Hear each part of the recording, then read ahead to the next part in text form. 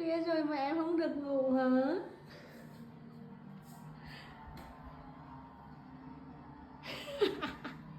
Sao bố bắt nhắm mắt vợ về chùa?